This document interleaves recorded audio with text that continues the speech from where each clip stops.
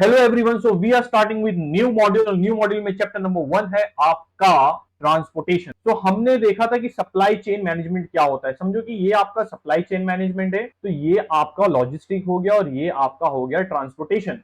तो आपका टॉपिक अभी नैरो डाउन हो रहा है, मतलब कि हम ज्यादा स्पेसिफिक और स्पेशलाइजेशन की तरफ लॉजिस्टिक में जा रहे हैं। जैसे आपने देखा होगा कि पहले आपने 10th में पढ़ाई की थी सारे सब्जेक्ट, फिर आप कॉमर्स की तरफ आए या साइंस की तरफ आए, देन स्पेसिफिकली मैनेजमेंट, और अब लॉजिस्टिक में आप स्पेसिफिक आ रहे हो ट्रांसपोर्टेशन की तरफ। तो लेट्स ट्राई टू अंडरस्टैंड कि ट्रांसपोर्टेशन है क्या, एग्जामिनेशन पॉइंट ऑफ व्यू से इंपॉर्टेंट है, वैसे सारे टॉपिक ही इंपॉर्टेंट है। तो आगे देखते हैं कि व्हाट ट्रांसपोर्टेशन इज। तो ट्रांसपोर्टेशन क्या रिफर करता है? Movement, movement of product from one place to another. Yes, so transportation refers to what? Physical movement of product from one place to another.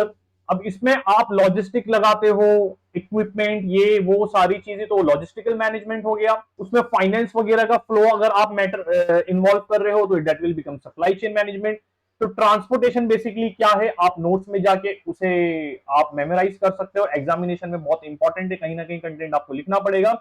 So here it says that transportation refers to physical movement of product from one place to another. So transportation helps things move smoothly from where they are made to where they are needed. A good transportation system is one of the fundamental pillar for growth of industries and commerce. ठीक है, तो next हम देखते हैं principles of transportation कि principles क्या है। बेटा देखो, जब भी दो चीजें आती है ना, whenever there are two things, अगर दो चीजें आपके पास आ गई, पॉइंट ए और बी, तो दोनों के बीच में कुछ रूल डिफाइन होना जरूरी है। ठीक है, इवन जब खुदा और बंदों के बीच में भी बात होती है, चाहे वो नमाज हो, पूजा हो, प्रेयर्स हो, तो उसमें एक डिसिप्लिन, एक रूल और एक कोड ऑफ कंडक्ट बना हुआ रहता है कि आप अपने आप को साफ सुथरा रखो और इस तरीके से आप ऊपर वाले को पूछ सकते हो या अपनी बात रख सकते हो। राइट, वैसे ही दो कपल्स है या दो दोस्त है, तो दोस्तों को उनकी एक लिमिटेशन पता होती है कि यार ये कितना मजाक सह सकता है। तो यहाँ पे भी जब आपको दो पॉइंट आ रहे हैं, एक जहां से प्रोडक्ट बन रहा है और एक जहां पे प्रोडक्ट पहुंच रहा है, तो मतलब दो लोगों का इन्वॉल्वमेंट है। जब दो लोगों का इन्वॉल्वमेंट आएगा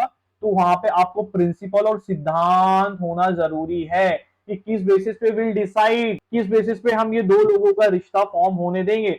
तो ट्रांसपोर्टेशन के अंदर दो प्रिंसिपल है। One is economics of scale, कि आप कितना ज्यादा सामान मंगा रहे हो या भेजना चाहते हो या मंगाना चाहते हो। दूसरा है इकोनॉमिक्स ऑफ डिस्टेंस, कि आप कितनी दूर मंगाना चाहते हो, क्योंकि देखो सामान ले जाने वाले भी तो चार्ज कर रहे हैं ना। मैं बोलूंगा कि मुझे ये सामान 20 मीटर दूरी पे चाहिए, तो उसका ऐसा रहेगा कि 20 मीटर दूरी पे पहुंचाने के लिए तो मुझे 5 मिनट लगेंगे। आर यू रेडी टू पे मी सो इन सो अमाउंट? तो बोलेगा नहीं भाई, इतने से इतने के लिए पैसा क्यों दूं। तो देखना पड़ेगा भाई कितनी दूर ले जा रहे हो सामान, या कितने लेवल तक के उसकी कंटिन्यूटी में मूवमेंट है या नहीं है। राइट, इकोनॉमिक्स ऑफ स्केल में कैसा हो जाएगा आपका कि ज्यादा सामान अगर रहेगा ले जाने के लिए तो उसकी कॉस्टिंग अपने आप नीचे आ जाएगी और आपकी नेगोशिएटिंग पावर जो रहती है वो बढ़ जाएगी कि नहीं भाई मेरे को कम से कम 50 ट्रक की जरूरत पड़ेगी, तो ही विल बी लाइक यार मुझे इतना काम मिल रहा है। तो दो पॉइंट आपको यहाँ पे याद रखना है, economics of scale and economics of distance. ये दो प्रिंसिपल्स की बेसिस पे you will decide about the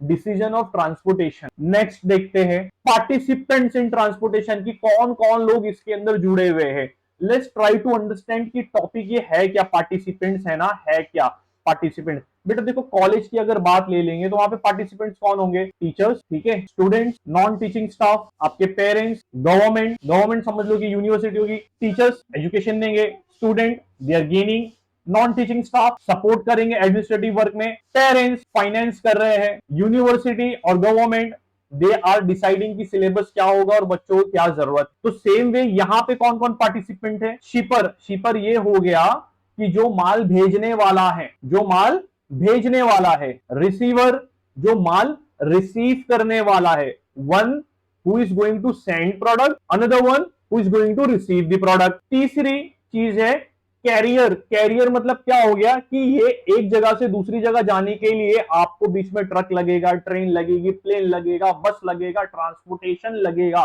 वो हो गया आपका कैरियर। देन आपका क्या आ जाएगा यहाँ पे? देन गवर्नमेंट, गवर्नमेंट का क्या रोल रहेगा? बेटा रूल्स एंड रेगुलेशंस, ये आपको इंफ्रास्ट्रक्चर बना के देंगे, टोल वगैरह लगा के देंगे।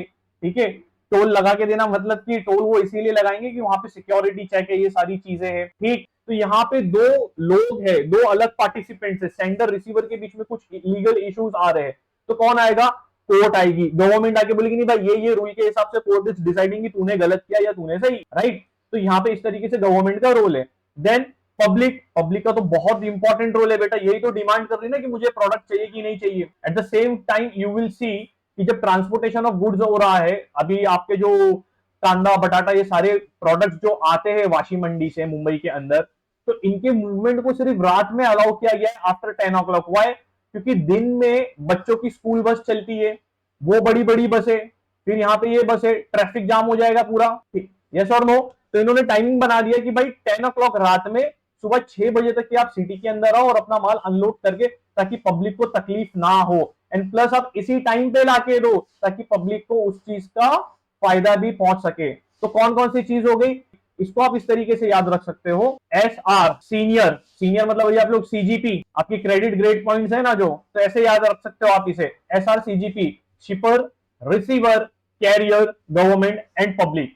आई होप आपको यहां तक के समझ में आया। ट्रांसपोर्टेशन क्या होता है उसको एक आप लोग अच्छे तरीके से अंडरस्टैंड कर लो, आपको उसकी अंडरस्टैंडिंग है, कंटेंट एग्जाम में लिखने के लिए आप नोट्स पे जाके उतना पार्ट मेमोराइज कर सकते हो। हमने देखा यहाँ पे principles of transportation, functionality of transportation.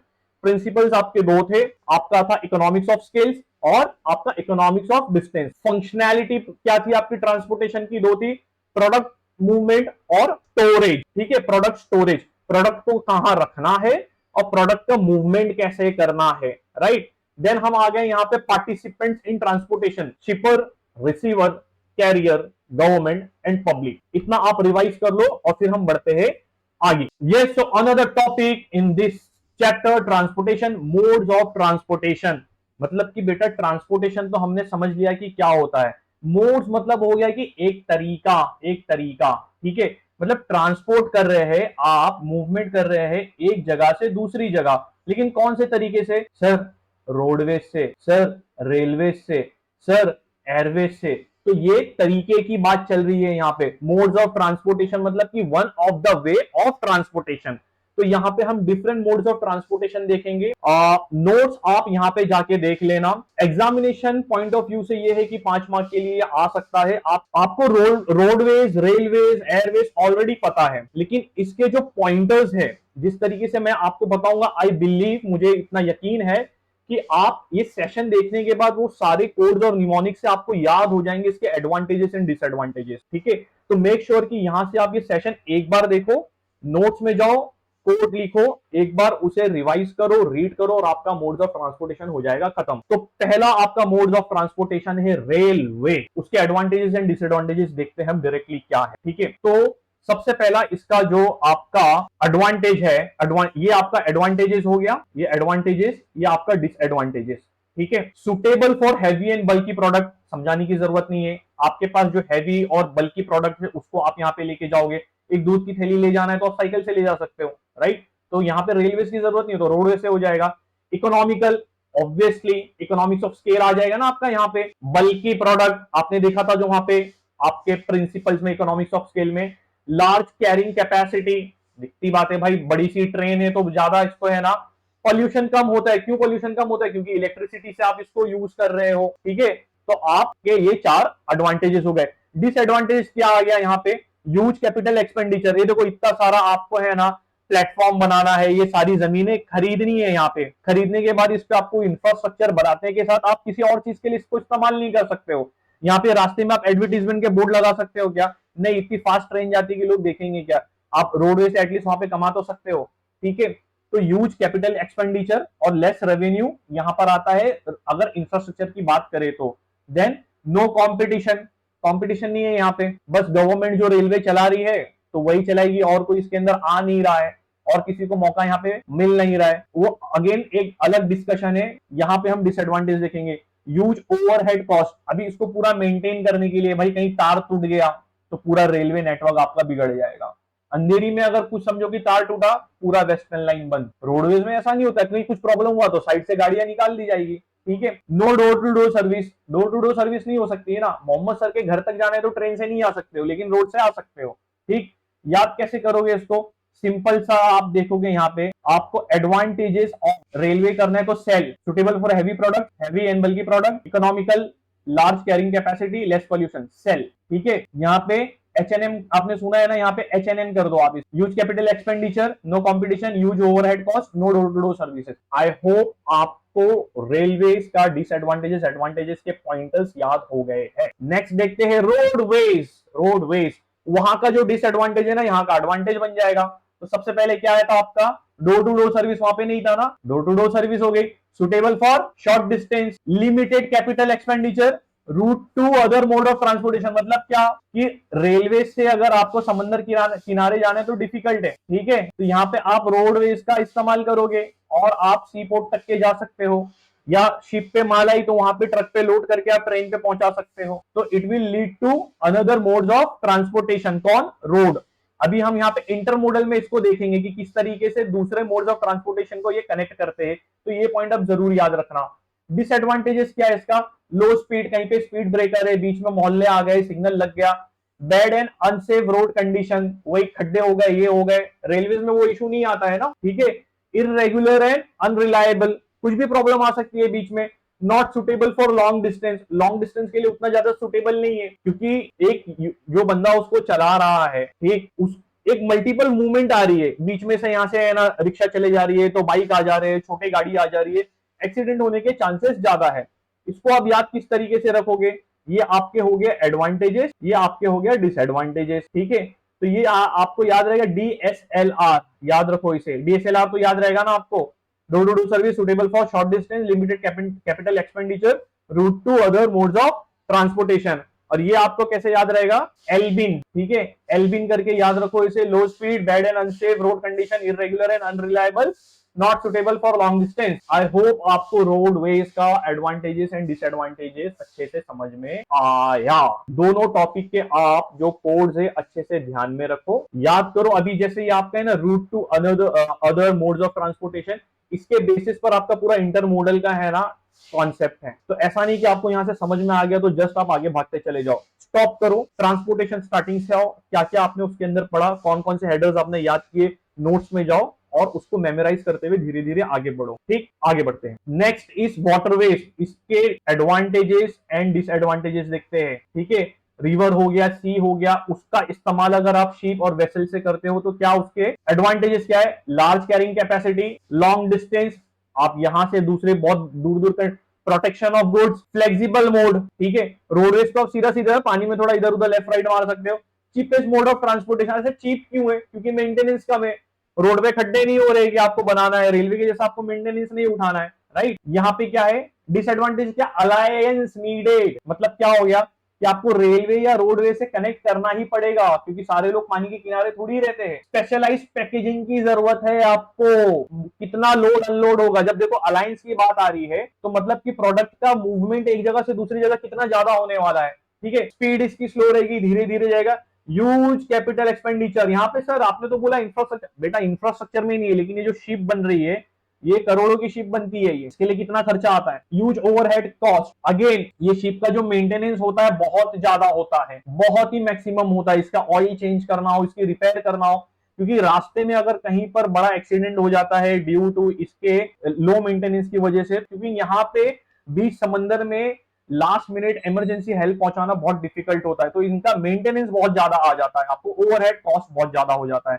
तो इसको आप किस तरीके से याद रखोगे, LLP FC, ठीक है, LLP FC, LLP आपका टॉपिक है, ठीक, FC आपका सब्जेक्ट है, इस तरीके से आप इसे याद रखोगे। ये कैसे याद रखोगे आप, ये खाली लिख दे रहा हूं, आप अपने आप समझ जाओ इसको, ठीक है।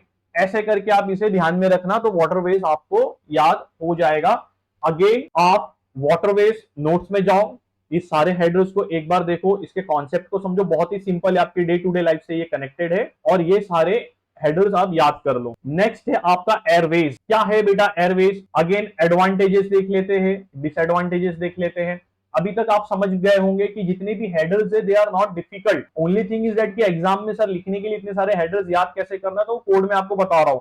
तो ये सबसे पहले इसका एडवांटेज है, ब्रिंग द वर्ल्ड क्लोजर, एक दूसरी कंट्री, हमारी कंट्री दूसरी कंट्री से इजीली कनेक्ट कर पाते हैं। क्विक सर्विस, तेजी से काम होता है, स्पीड बहुत हाई होती है, easy access, no physical barrier. अभी जैसे आप रेलवेज बना रहे हो, रोडवेज बना रहे हो, बीच में पहाड़ आ गया, नदी आ गई, इसको लेना देना नहीं, एक बार हवा में उड़ा तो जहां पहुंचना है वहां पहुंच के रहेगा, ठीक। डिसएडवांटेजेस क्या है इसका, not suitable for heavy product, बड़े हैवी प्रोडक्ट आप इसमें नहीं लेके जा सकते हो। कॉस्टलीस्ट मोड, एयरपोर्ट वगैरह बनाने में काफी ज्यादा खर्चा होता है, प्लेन का अपने बहुत ज्यादा खर्चा होता है, ठीक है, उसका मेंटेनेंस तो और ज्यादा है, मतलब पानी में चीजें अगर थोड़ी सी खराब भी हो जाए तो चल जाएगा, मतलब रोड पे अगर कुछ इंसिडेंट होता है तो हेल्प पहुंच जाएगी, रेलवे में इंसिडेंट होता है तो हेल्प पहुंच जाएगी, शिप खराब होती है तो रुक जाएगा कहीं बीच में, लेकिन एरोप्लेन हवा में खराब हुआ तो फिर तो खलासी हो गया मामला, राइट। तो कितना खर्चा आएगा। अफेक्टेड बाय वेदर, बहुत ज्यादा इस पे फर्क पड़ता है, बारिश हो गई या बहुत ज्यादा ठंड में है ना, व्यू इतना ज्यादा है कि कुछ नजर नहीं आ रहा है। रेस्ट्रिक्टेड प्रोडक्ट, प्रोडक्ट की रेस्ट्रिक्शन बहुत है यहाँ पे कि ये केमिकल नहीं लेके जाया जा सकता, वो नहीं लेके जा सकते हैं, कुछ रिएक्शन हो गया, ये हो गया, ठीक है। Limited carrying capacity, narrow coverage, थोड़ा एक लिमिटेड कवरेज इसके लिए आपको रहता है। कैसे याद रखेंगे इसको, सिंपल है याद रखने का तरीका यहाँ पे, बी क्यू हैन, बारबीक्यू हैन, बारबीक्यू समझ जाओ, रोस्ट कर रहे हो आप, पका रहे हो किसी चीज को, भून रहे हो, किसको भून रहे हो, मुर्गी को खाने के लिए, तो इस तरीके से आप याद रख सकते हो।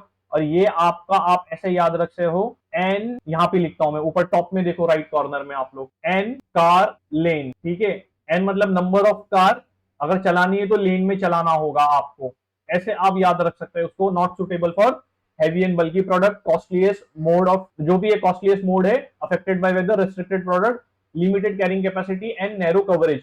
तो यहां तक के बेटा आप लोग देख रहे होंगे कि पॉइंटर्स जो है वो बहुत जेनेरिक है और आप लोगों को आता है, ओनली थिंग इसके हेडर्स याद कैसे रखना। तो again I will say, I am repeating this multiple time, और जो इंपॉर्टेंट चीज होती है उसको रिपीट करना भी चाहिए। हेडर्स आप पीछे जाओ, जो कोड आपको दे रहा हूं यहाँ पे बी क्यू है, एन कार लेन है, इस तरीके से याद करके आप सारे हेडर्स आपके दिमाग में होना चाहिए। ठीक, नेक्स्ट टॉपिक देखते हैं, पाइपलाइंस। पाइपलाइन तो आपको पता है ज्यादा करके आपके लिए किस, ज्यादा क्या मोस्टली आपको लिक्विड ट्रांसपोर्ट करने के लिए काम आता है, लेकिन अभी हाइपर लूप वगैरह भी इसी कॉन्सेप्ट पर बनाया जा रहा है। एग्जाम में और सिलेबस में आपके है नहीं, मे बी 2-3 साल के बाद मोड्स ऑफ ट्रांसपोर्टेशन में हाइपर लूप भी आएगा। वेल, इसके एडवांटेजेस देखते हैं कि एडवांटेजेस है क्या इसका, ठीक है। कंटिन्यूअस, कोई रुकावट की जरूरत नहीं है। अनअफेक्टेड बाय वेदर, वो भी कोई प्रॉब्लम नहीं है। सस्ता पड़ता है, इको फ्रेंडली है। Disadvantages, cannot carry solid, inflexibility, flexible नहीं है उतना। अवेयरनेस ऑफ लीकेज होने की जरूरत है, अगर कहीं पे भी अगर आपको ऐसा रहा कि यार कहां लीकेज है पता नहीं है तो मामला खराब हो जाएगा। कैसे याद रख सकते हैं इसको, सिंपल है, क्योंकि, और इसको कैसे रख सकते हैं, CIA। ये एक मूवी आपको है जहां पे जेम्स बॉन्ड जो है ना वो पाइप के अंदर से जाता है, CIA का एजेंट है ना वो, तो उस तरीके से आप इसको याद रख सकते हैं। Cannot carry solid, inflexibility, awareness of leakage, और ये क्योंकि। ओके, आई होप आपको समझ में आ रहा है। मैं जेम्स बॉन्ड ये वो सारी चीजें है ना इसके लिए कर रहा हूं क्योंकि इतना कंटेंट आपको याद रखने के लिए कुछ ना कुछ रेलिवेंसी क्रिएट करने की जरूरत है। सारी चीजें रिवाइज करो, सारे हेडर्स रिवाइज करो, जितने भी मोड्स ऑफ ट्रांसपोर्टेशन है अभी तक के हमने यहां पर कवर कर लिए।